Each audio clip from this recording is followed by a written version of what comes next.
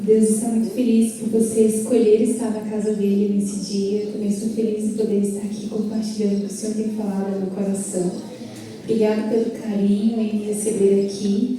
Quero agradecer a equipe do Ministério da Mulher. Eu sei que é bem difícil durante uma semana toda fazer todos os preparativos para poder todos os dias a mensagem do Senhor ser pregada, ter ali um lanchinho gostoso, ter uma boa recepção, ter os sorteios, ter aqui uma decoração bonita. Que Deus seja louvado com toda a equipe do Ministério da Mulher por esse trabalho. Eu tenho certeza que aqueles que aqui tiveram foram extremamente abençoados. Amém?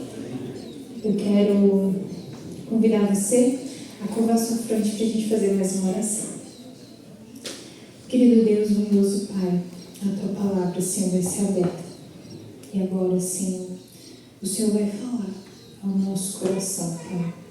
Nós te adoramos através dos louvores, dos testemunhos, do dízimo da oferta, da mensagem musical, e queremos, Senhor, que o Senhor fale ao nosso coração. A nossa alma tem sede de Ti, como a corça, Senhor, anseia por água.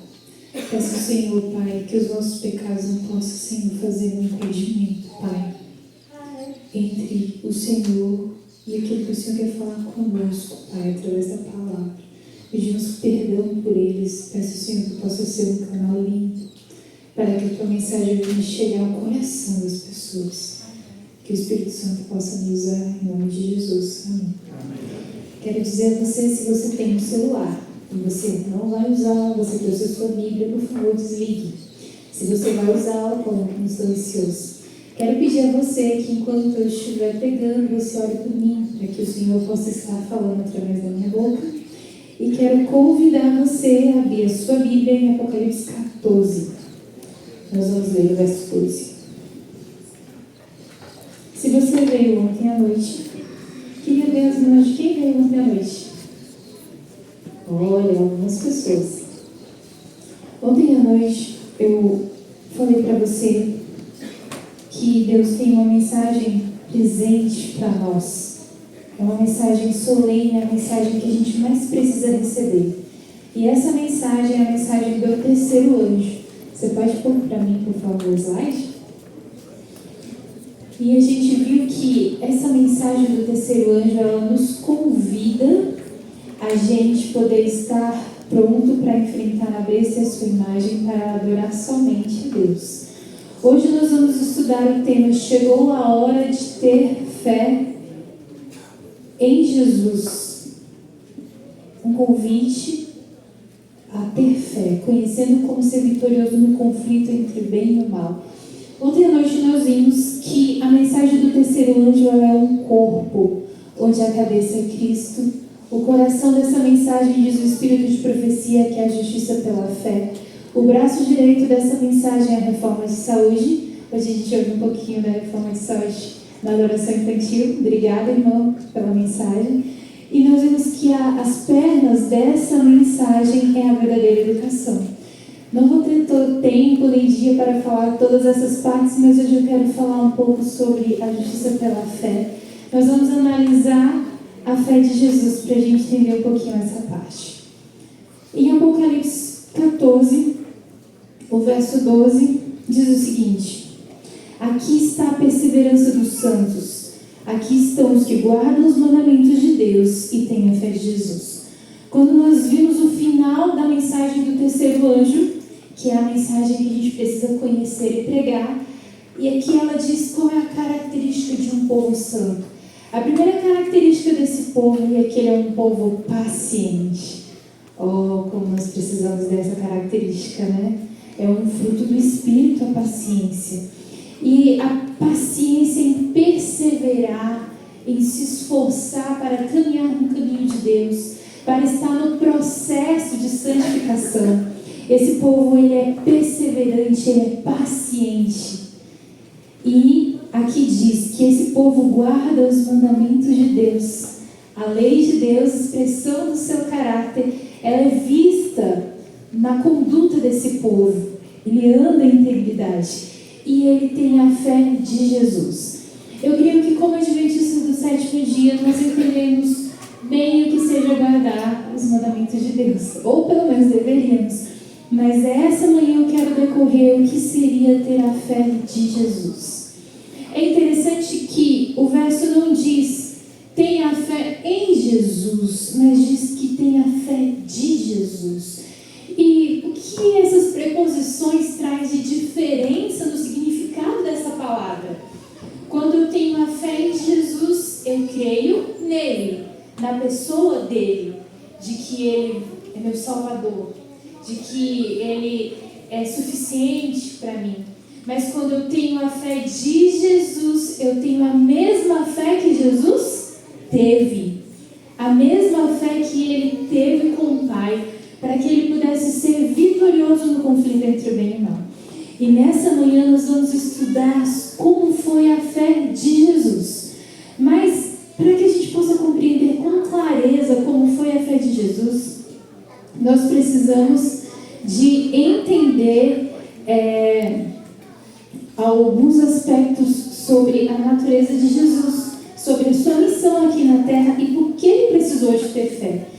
Eu quero só dizer para vocês que fé é uma coisa tão necessária, mas a gente precisa ser cuidadoso, porque a Bíblia diz que se você crê que há um só Deus, isso é muito bom. Tiago 2,19 fala: tu crês que há um só Deus? Fazes bem, também os demônios creem e estremecem. Então, crer somente não nos salva, precisamos de ser firmados na verdade. Entende? Nós vamos compreender melhor enquanto a gente estiver lendo.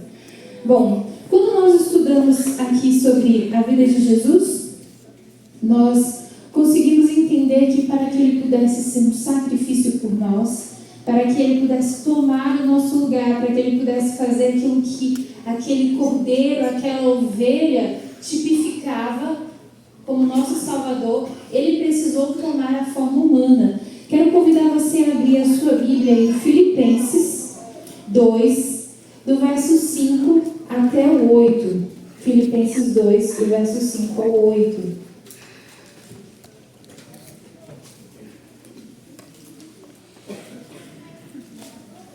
Filipenses, então, aqui vai descrever como que foi o sentimento que houve em Jesus Cristo ao ele descer aqui na terra. Diz assim, do 5 ao 8: tem em vós o mesmo sentimento que também houve em Jesus Cristo, pois ele, subsistindo em forma de Deus, não julgou como usurpação ser igual a Deus. Antes, a si mesmo se esvaziou, assumiu a forma do servo, tornando-se semelhante aos homens, e conhecido em figura humana, a si mesmo se humilhou, tornando-se obediente até a morte de cruz. Para que Jesus pudesse ser o nosso sacrifício perfeito, para que ele pudesse vencer onde a raça humana caiu, ele precisava de se tornar homem. E aqui diz que no coração dele, ele se esvaziou de ser como Deus. E ele tomou a forma humana. E aqui diz que ele foi como um servo obediente e ele se humilhou ainda mais, porque um Deus com todo o seu poder, toda a sua glória, velar essa glória e habitar num corpo humano, isso já era muita humilhação. Mas o verso diz que ele se humilhou um pouco mais e ele foi obediente até a morte de cruz. Nós podemos entender um pouquinho mais sobre essa natureza de Jesus ao a gente ler Desejado de Todas as Nações. Nós vamos ler bastante Espírito de Profecia e a Bíblia, então fica com a sua Bíblia aberta.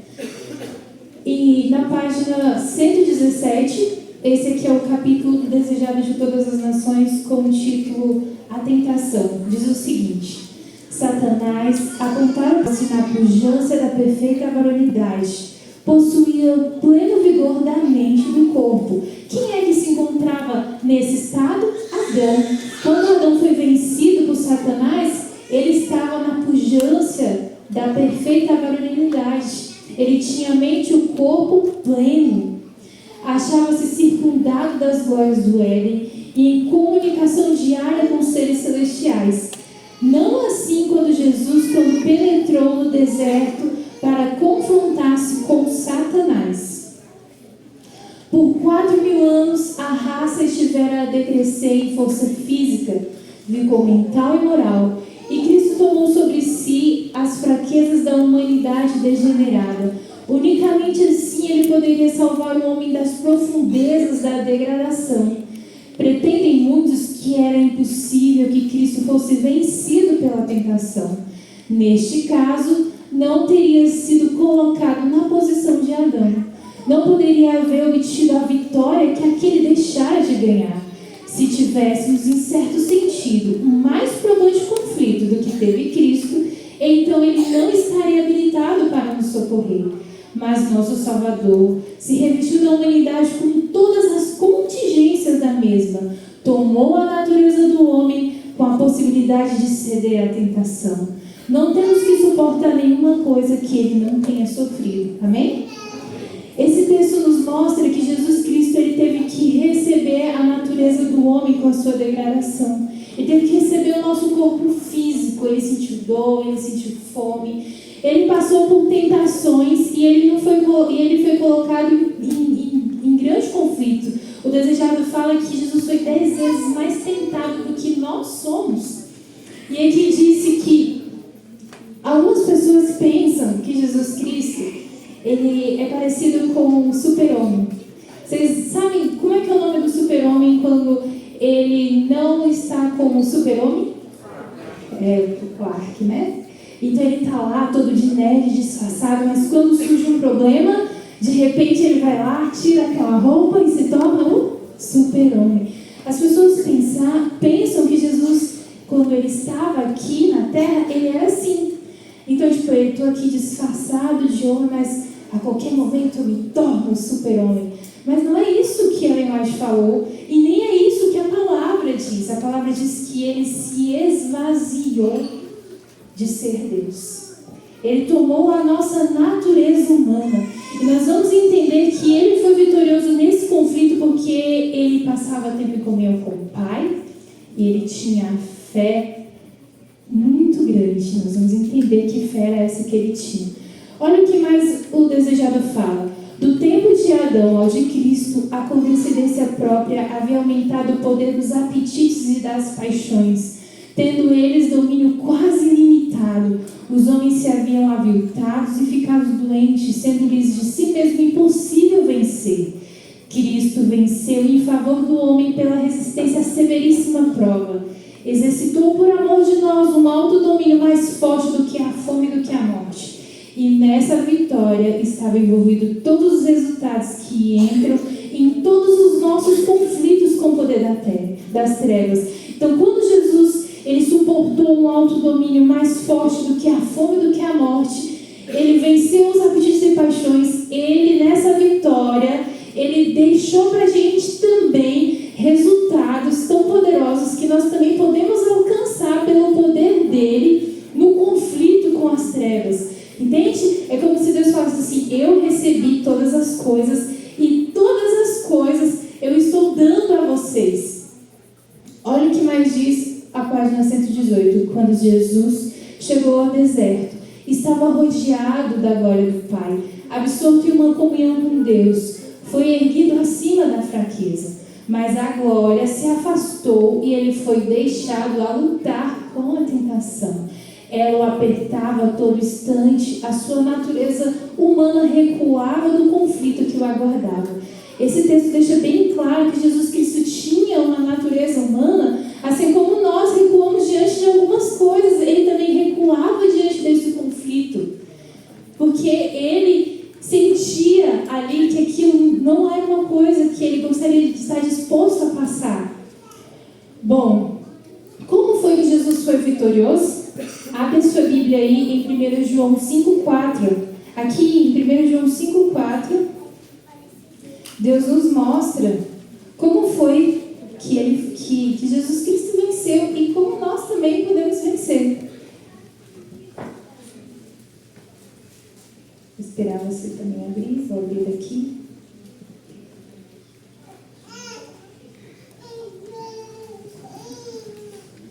Vou ler aqui para ficar na mesma tradução. Porque tudo o que é nascido de Deus vence o mundo. E essa é a vitória que vence o mundo? A nossa fé. Quando nós vamos estudar Efésios 6, nós vamos ver que Deus fala de uma armadura que o cristão tem que vestir. E lá fala que o escudo da fé, a fé nos protege dos dardos inflamados que Satanás lança sobre a nossa mente e sobre o nosso coração. E Jesus Cristo foi vitorioso porque Ele usou a fé. Agora vamos entender o que seria o conceito de fé. Hebreus 11, verso 1 é o texto clássico quando a gente fala de fé. Vamos ler.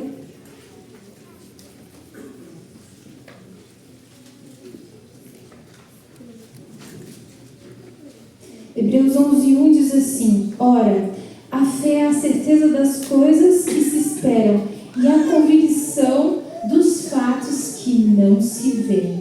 Ou seja, aqui nesse texto nós entendemos que a fé é você ter a convicção e esperar por uma coisa que ainda não aconteceu, que você não vê, mas que você crê que ela vai acontecer. Eu gosto quando o Espírito de Profecia traz algumas definições de fé. Eu trouxe algumas aqui para vocês. Nos materiais de 1888, na página 30, diz assim: a fé se apodera das promessas. A fé, então, é você se apoderar das promessas. É Deus dizer uma coisa para você, que ele vai acontecer. Você ainda não viu acontecendo, mas você crê. Você sabe que nós carregamos um nome, que ele é o apoderar-se das promessas. Nós somos o quê? Adventistas. Por quê? Porque nós acreditamos em uma promessa que foi feita onde? Em João 14, de 1 a 3, que ele diz o quê? Não se turbe o vosso coração. Credes em Deus, credes também em mim. Na casa do meu pai há muitas moradas. Se não fosse assim, eu teria dito: eu vou preparar-vos lugar. E quando eu for preparar-vos lugar, eu voltarei e vos receberei para mim mesmo, para que onde eu esteja, estejais vós também. Nós aguardamos a volta de Jesus, o advento, por isso somos adventistas. Nós cremos nessa promessa e nós não a vimos acontecer ainda, mas nós cremos pela fé. Aqui também diz que fé não é sentimento. Às vezes a gente pensa que fé é um sentimento que a gente tem, né? As pessoas até falam assim: eu vou lá fazer uma fezinha, eu vou jogar...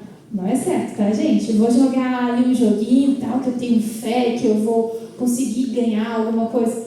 Isso não é fé.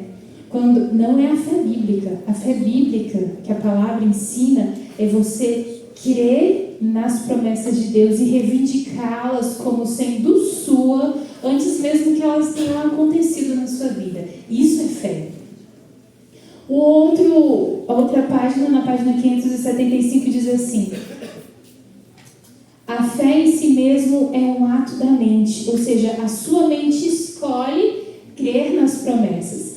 Na página 70 diz assim: a definição de fé em Jesus Cristo pode ser descrita em poucas palavras. É o ato da alma pelo qual todo homem é entregue à tutela e controle de Jesus Cristo. Ele permanece em Cristo e Cristo habita na alma pela fé como supremo. Olha, aqui fala que fé é você se entregar ao controle de Jesus. Você entrega a sua vontade ao Senhor. Vocês sabem que o Espírito de Profecia traz uma definição de desejo. Às vezes a gente pensa que desejo é classificado assim: eu estou com desejo de comer aquele bolo, eu estou com desejo. Mas o Espírito de Profecia diz que o desejo é a vontade, ou o desejo, ou a vontade, que ele usa como sinônimo, é o seu poder de escolha.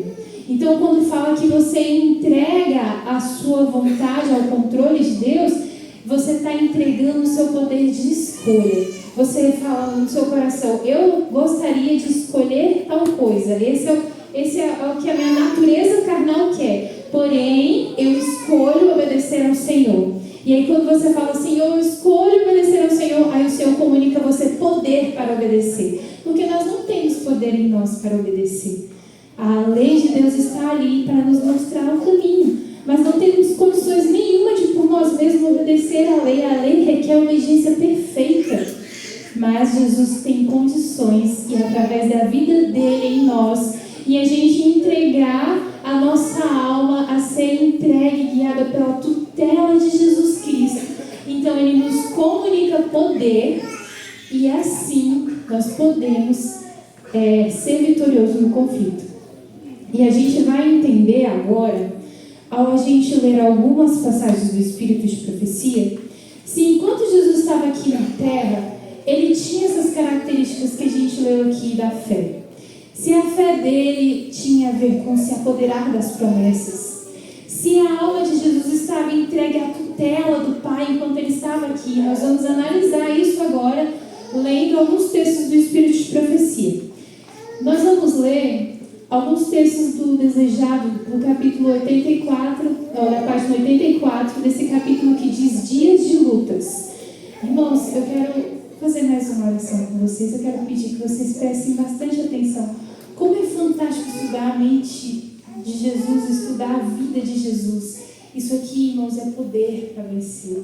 Isso aqui, quando a gente conhece mais a Jesus, João 17,3 fala que a vida eterna é essa, que te conheça a ti como o único Deus verdadeiro, e a Jesus Cristo quem o enviaste. Isso aqui é conhecer Jesus, isso aqui é vida eterna.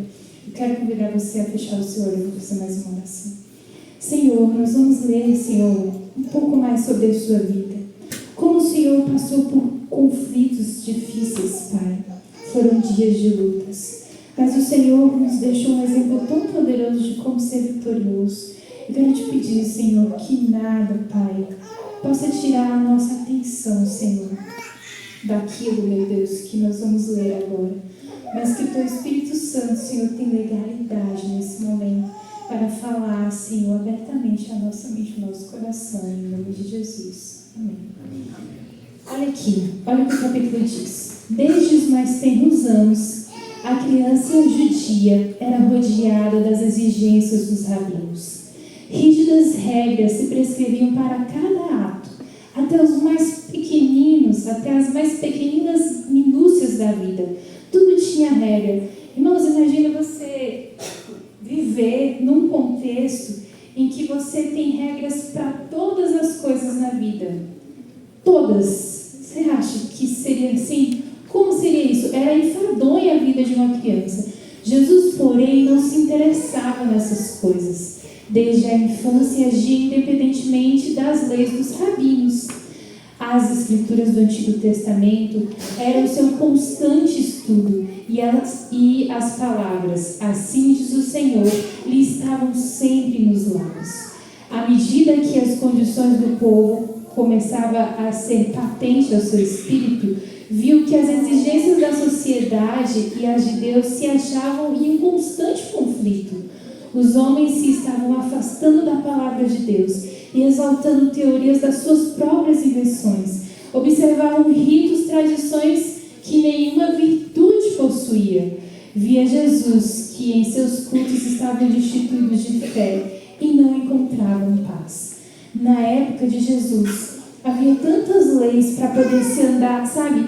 O povo judeu havia feito leis fora daquilo que Deus já havia dado, para que eles pudessem era como se fosse assim: eu vou fazer uma lei para poder ajudar você a não quebrar a lei maior.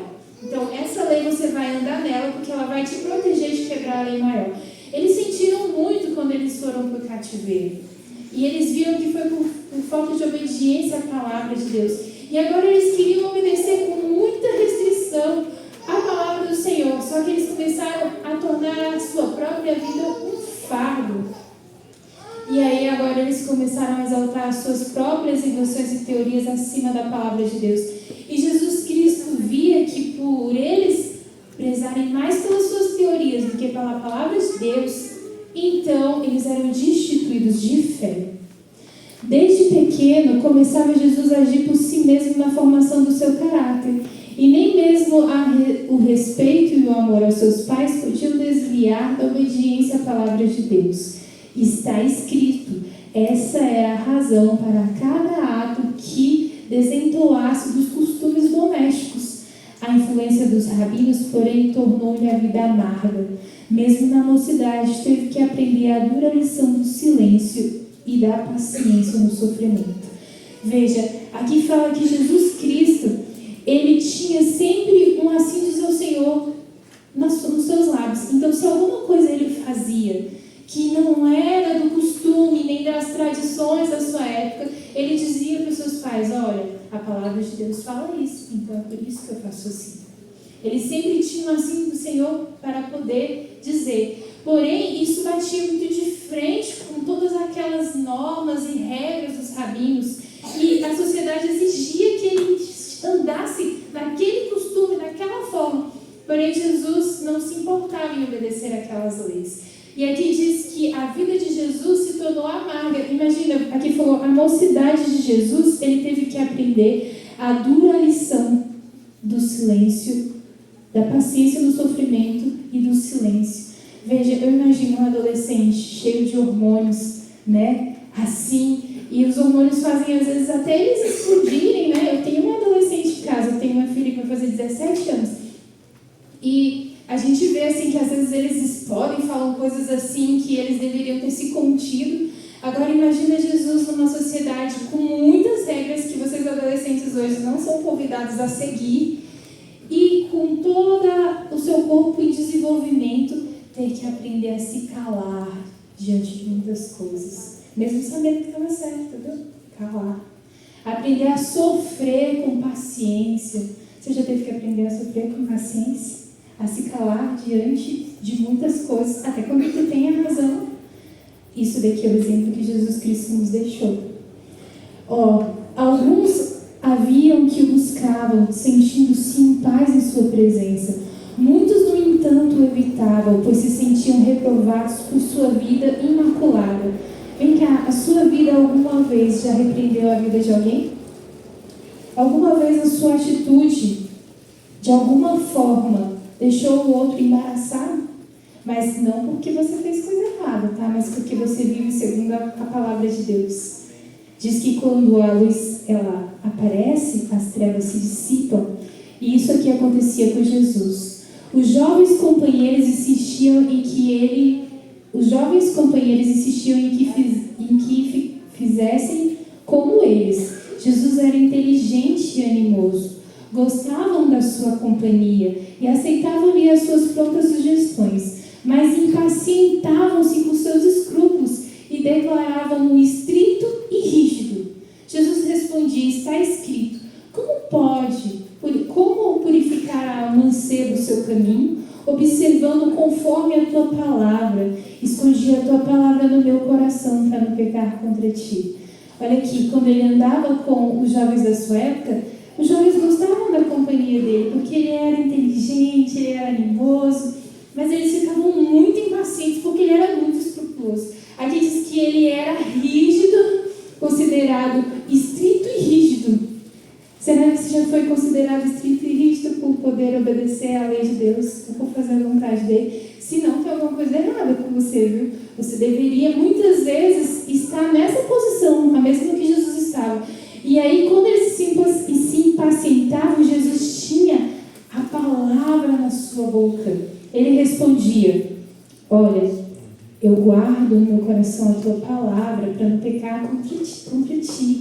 Então ele tinha a palavra de Deus como promessas no seu coração. Em cada momento da sua vida, pela fé, ele recitava aquelas palavras e aquelas palavras o salvavam. A gente vai ver mais alguns textos. Perguntavam-lhe muitas vezes: por que te aplicas a ser tão singular, tão diferente de todos nós? Está escrito, ele dizia, bem-aventurados que trilham caminho retos e andam na lei do Senhor.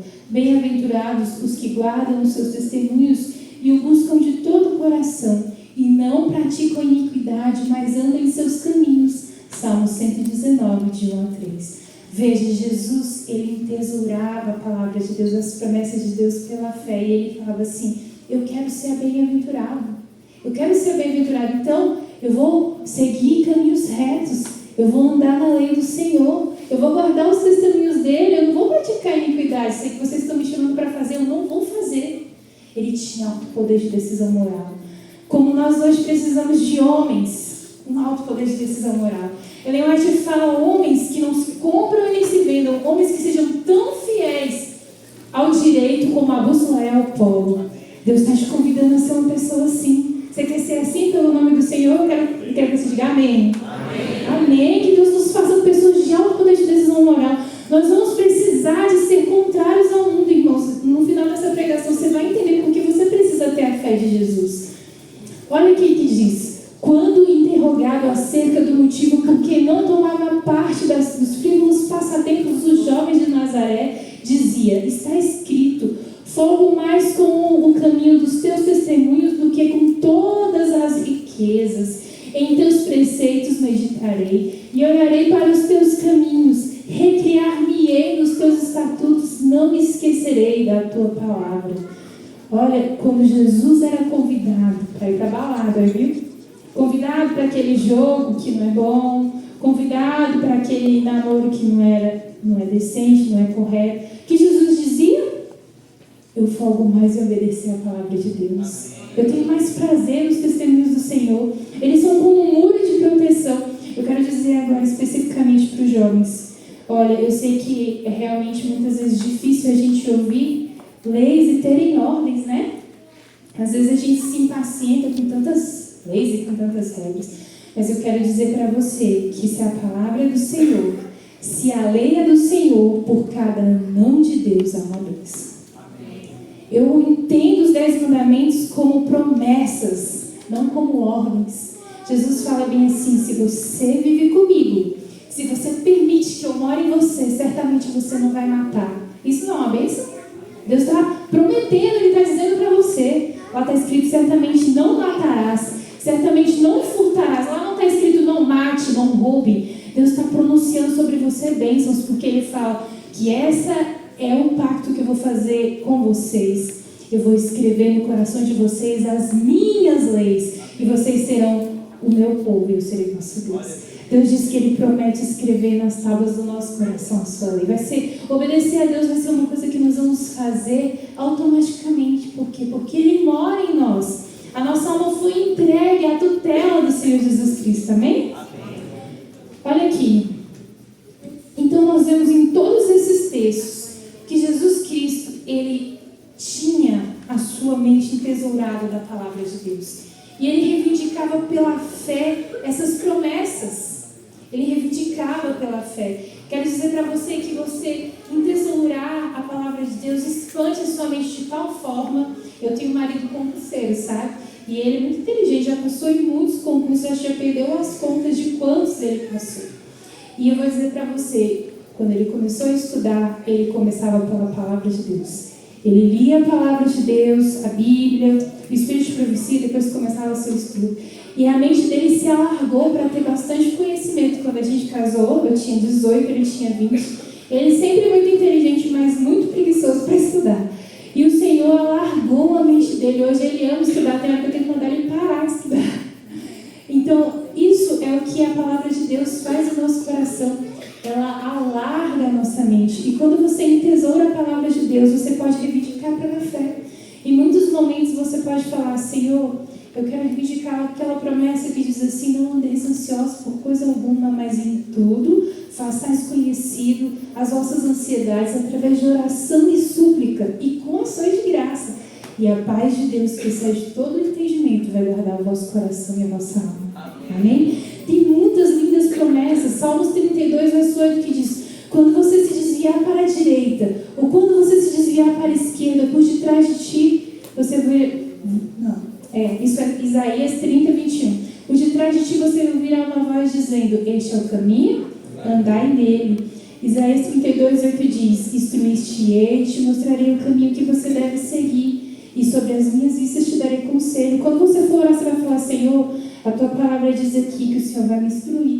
E eu preciso, porque sem ti eu nada posso fazer. Me instrui qual é o caminho, qual vai ser a decisão que eu vou tomar hoje. Eu preciso de escolher, eu não sei qual vai ser a decisão correta. E o Senhor disse que Ele vai te instruir. E você, crendo pela fé, a promessa está ali e ela se torna sua. Amém? Agora, será que na vida de Jesus Ele tinha uma vida que era entregue à tutela do pai? Será que em tudo que ele fazia, ele tinha o pai o administrando, o guiando, o instruindo? Eu separei alguns textos da Bíblia para a gente ler. Vamos abrir a Bíblia em João 5, o verso 30. Está aqui no slide, mas é muito bom você folhear a sua Bíblia, é bom você abrir, você vai lá grifar, e aí você vai entender, na hora que você precisar, você sabe onde está. Então, em João 5, o verso 30, diz assim: e nada posso fazer de mim mesmo. Da mesma forma, porque ouço, julgo, o meu juízo é justo, porque não procuro a minha própria vontade, e sim a vontade daquele que me enviou. Jesus estava aqui na terra. Se ele estava usando as suas prerrogativas de Deus, ele precisava de que alguém o instruísse? Ele precisava de ouvir e fazer segundo o que alguém estava dizendo? Será que ele precisava se ele estivesse aqui como o próprio Deus?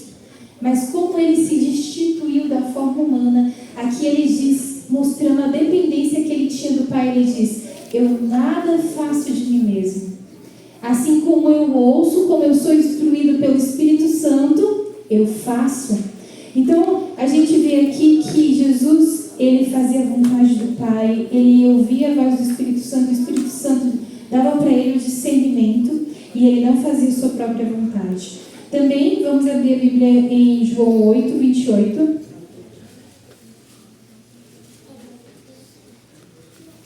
João 8, 28.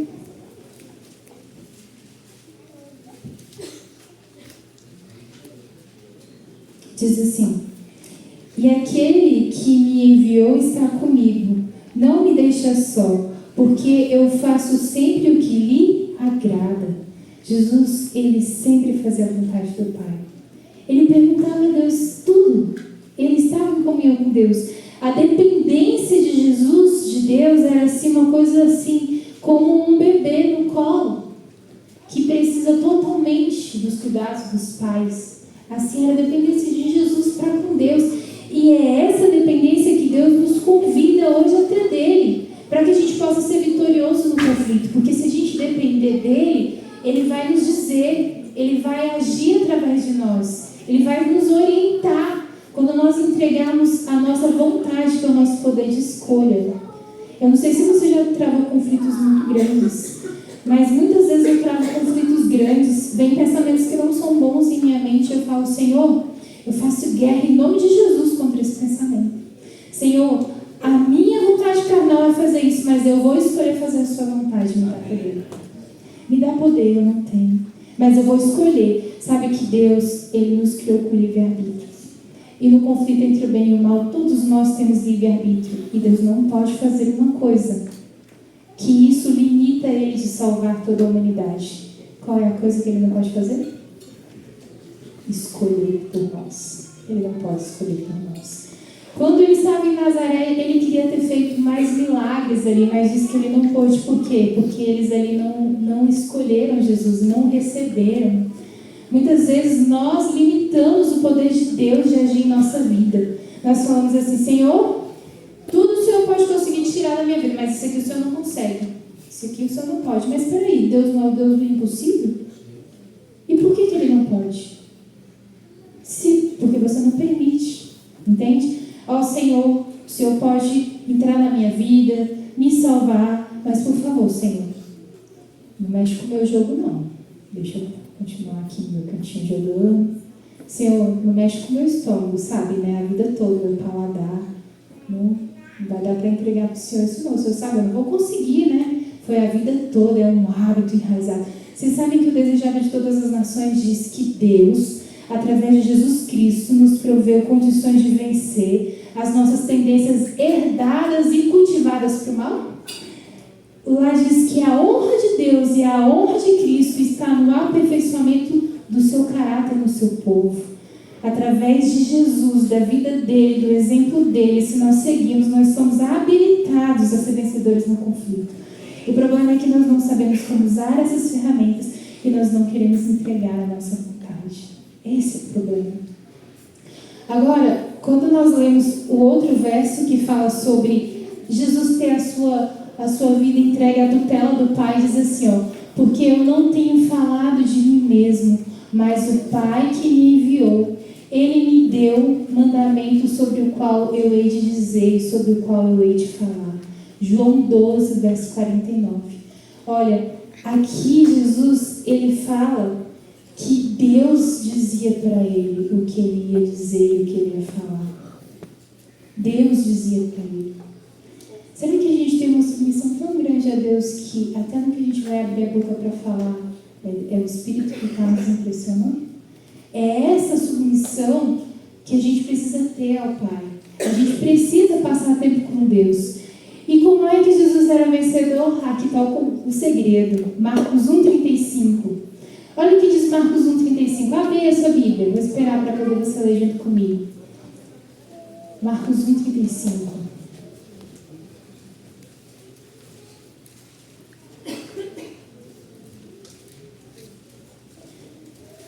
Diz o seguinte: tendo-se levantado alta madrugada, saiu e foi para um lugar deserto, e ali orava. Jesus Cristo tinha uma vida de oração. E era nessa vida de oração que ele entendia qual era o seu roteiro para o dia. Era que ele ouvia a vontade do Pai, que ele buscava poder para abençoar pessoas. Ellen White diz que nunca o sol pegou Jesus na cama. Muitas vezes ele ia em meio à natureza, ao deserto, se ajoelhava para orar. Diz que a geada cobria a sua cabeça. E ele continuava em oração. Ele entendia que ele estava num conflito com as forças do mal. E que ele não era Deus, porque ele havia se destituído dessa natureza, mas que ele podia se ligar de tal forma com o Pai que ele pudesse ser vitorioso no conflito. E ali ele buscava o poder. Marcos 2, 28 diz: esse aqui foi um episódio muito interessante, quando o paralítico ele foi curado.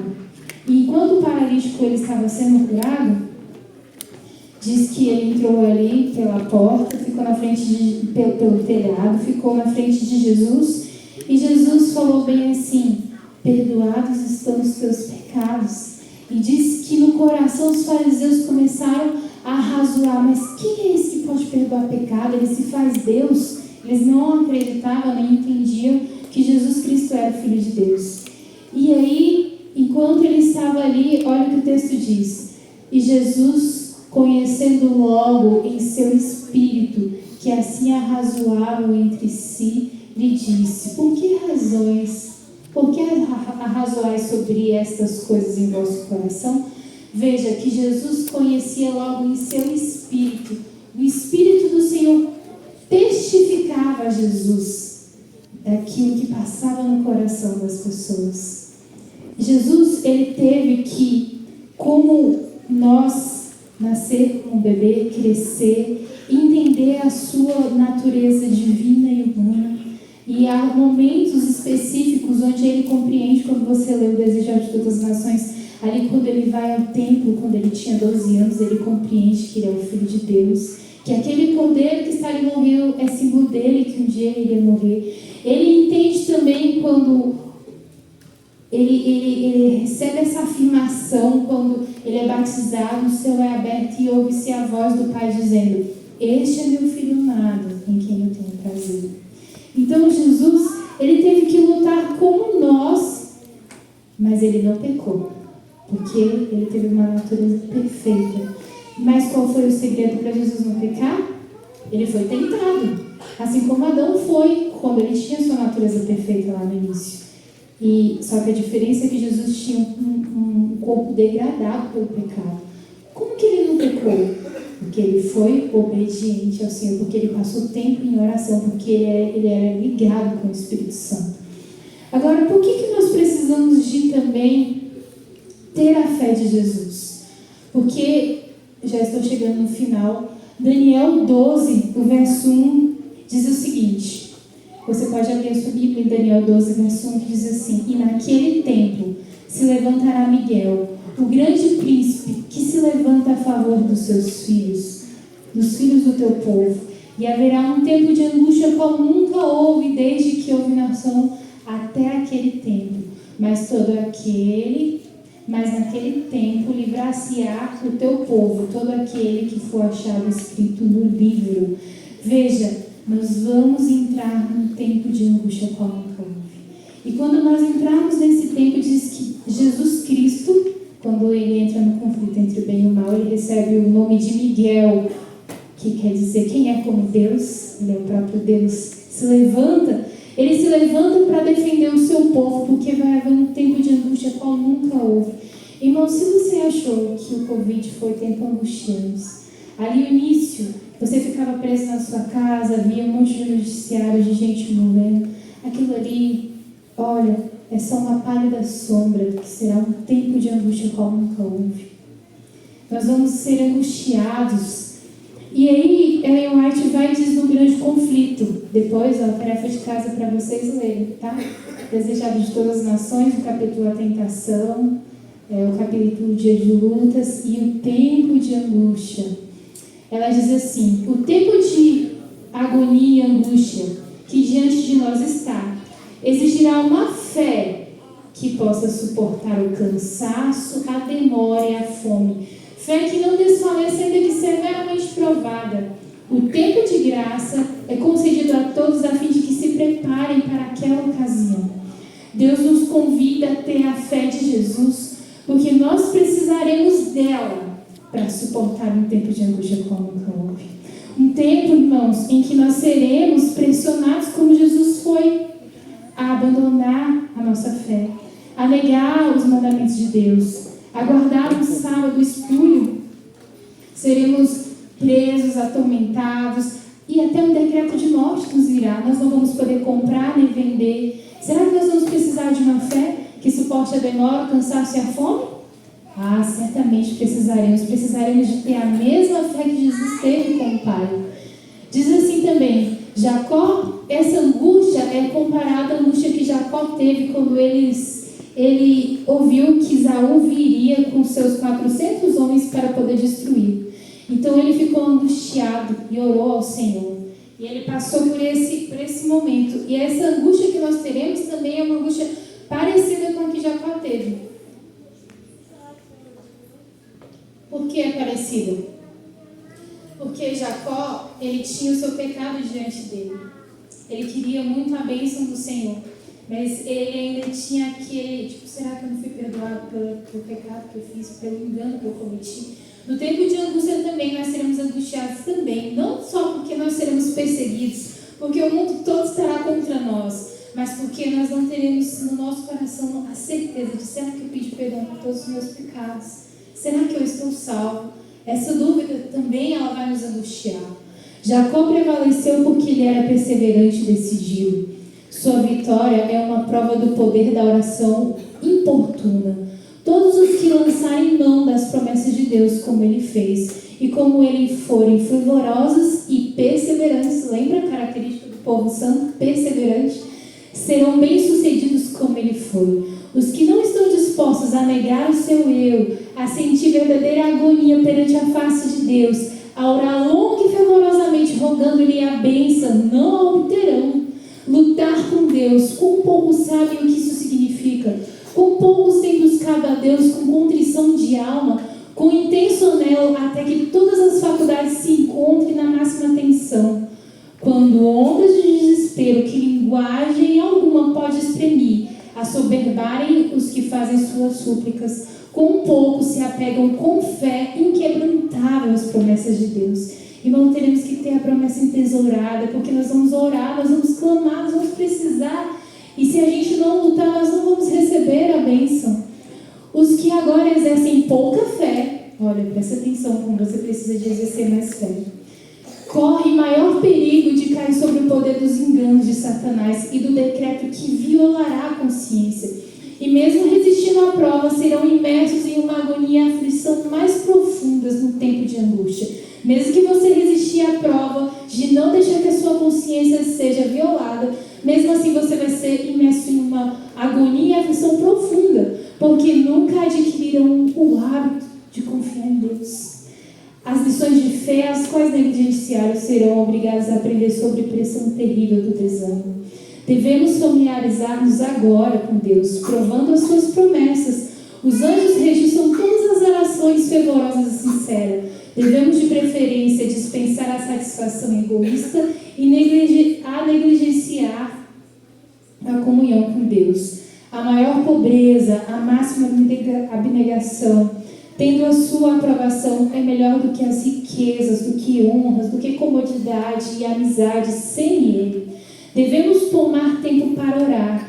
Se consentimos que a mente se absorva com os interesses mundanos, o Senhor talvez nos dê esse tempo removendo os nossos ídolos, sejam estes ouros, casas ou terras férteis. Então, muitas vezes nós passamos por provas, irmãos, e Deus remove do nosso coração aquilo que a gente tem tanto interesse, que a gente tanto está buscando, a gente não entende. Poxa, mas eu estou lutando tanto por isso, eu quero tanto isso, e isso não está dando certo. Deus está removendo um ídolo do seu coração, porque você está absorto nisso, quando você deveria estar absorto naquilo que Deus pediu para você, de consagrar, de se santificar.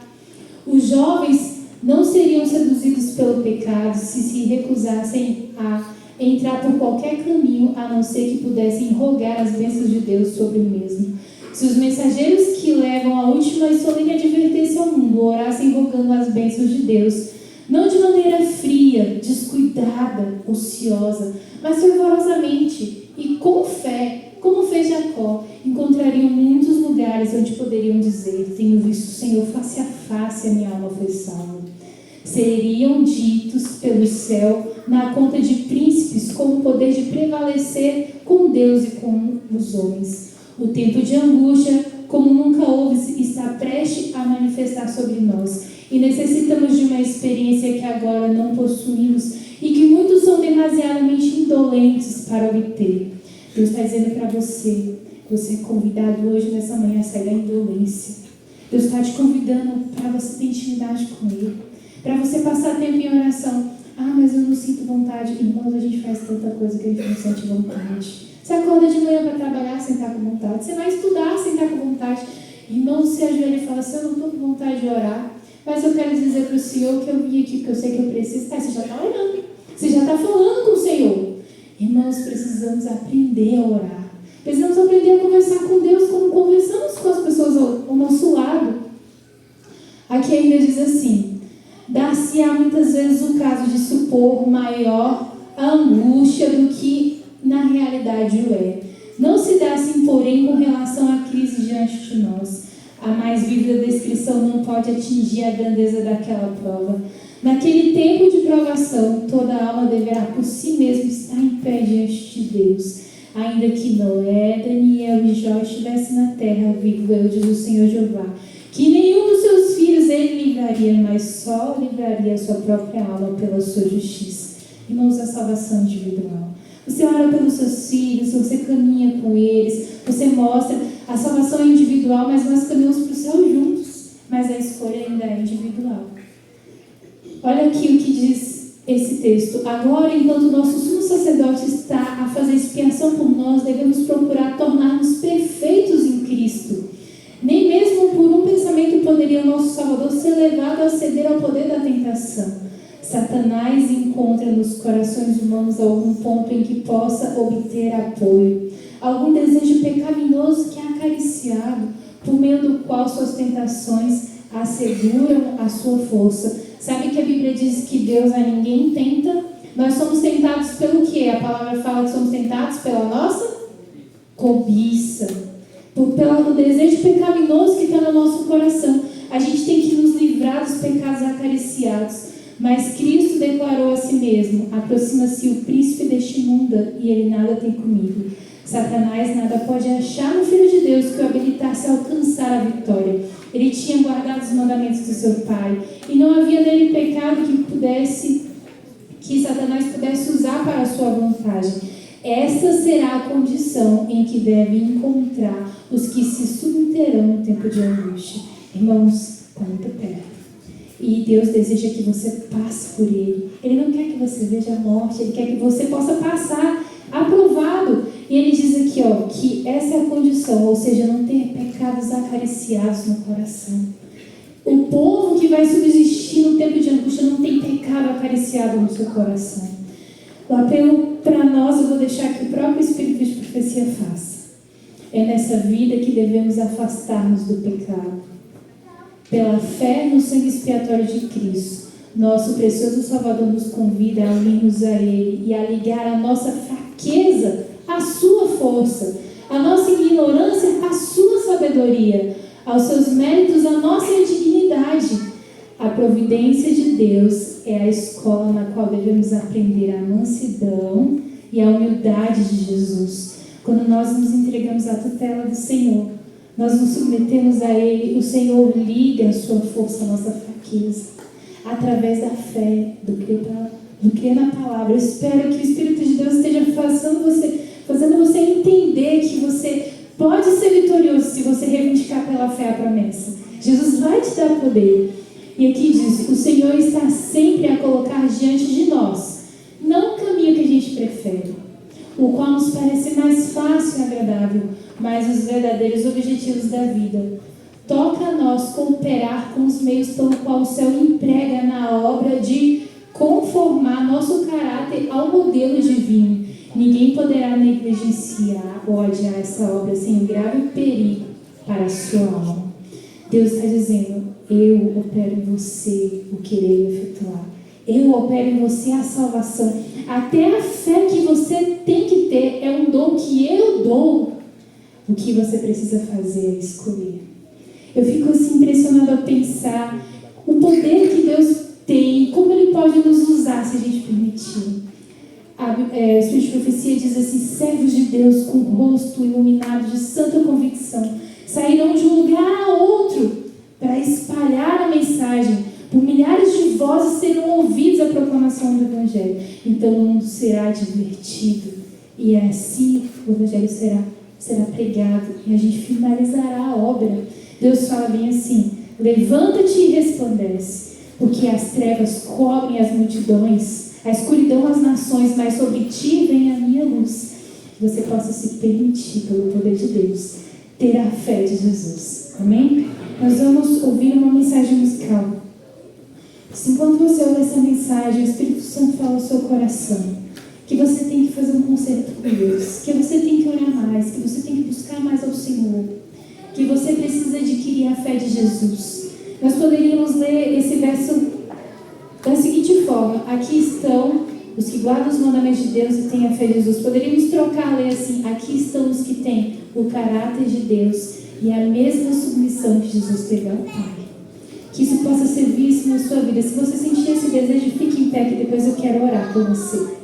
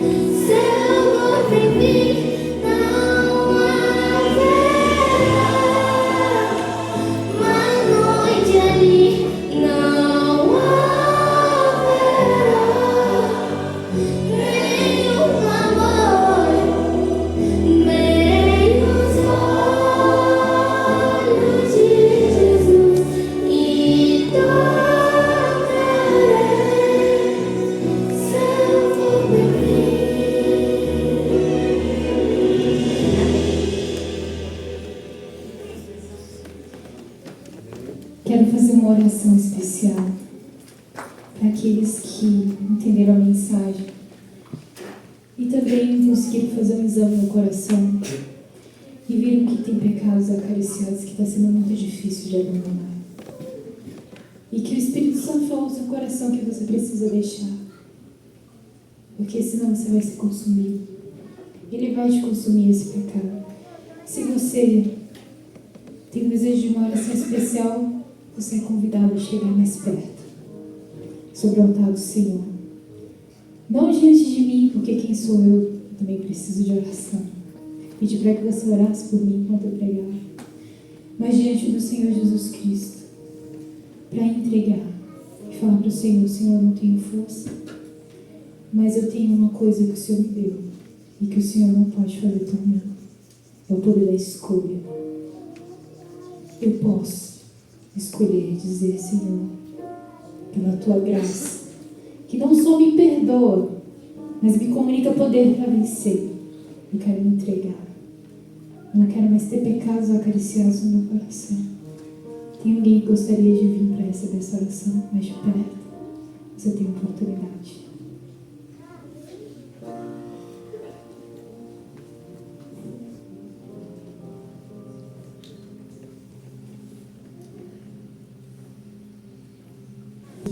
Que diz: aquele que é poderoso para vos guardar de escorregar e cair, para vos apresentar diante da sua presença com vigorosos aclamações de perpétua alegria.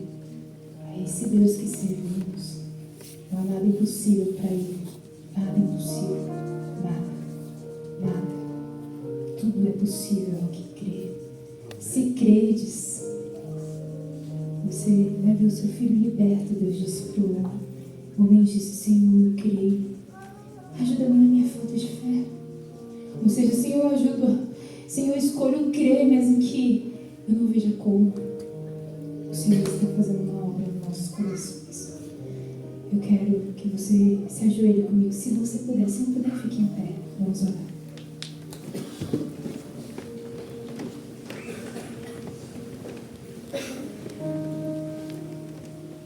Querido Deus, bondoso Pai, Espírito Santo, Senhor, fala o nosso coração através da Tua palavra, Pai, como a Tua palavra é poderosa, Senhor. Essa palavra criativa diz: se haja luz e houve luz. Essa mesma palavra diz que a luz do Senhor brilhe em nosso coração.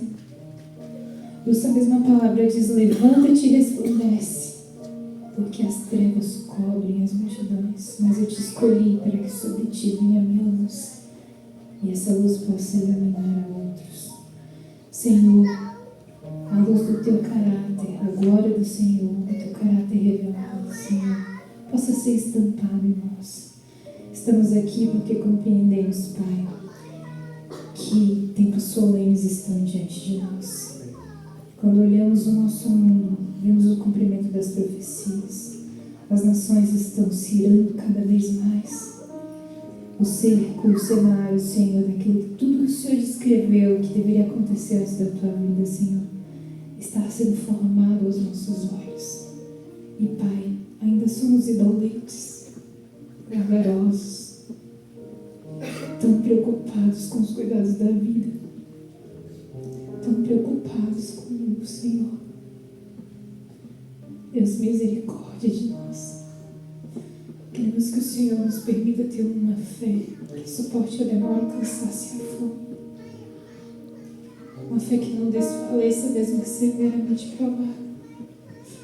Queremos ser tão altos no nosso poder de decisão moral como foi o Senhor Jesus Cristo. Queremos ter o assim diz o Senhor em nossa boca. Queremos pela fé reivindicar, Senhor, as tuas promessas.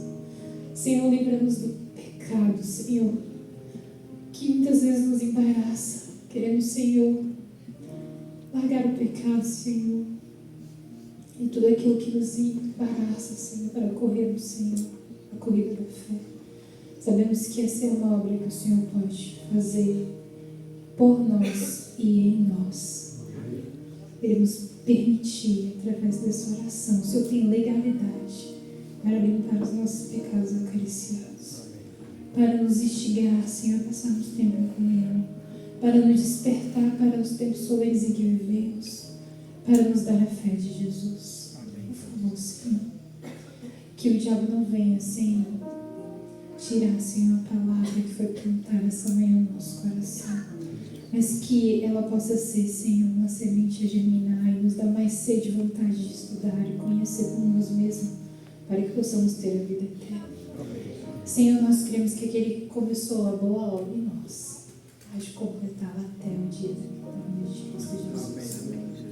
Em teu nome e pelo teu poder e pela tua misericórdia que reivindicamos essas promessas. Amém. Deus seja louvado. Vai em paz. Nossa oração esteja sobre você.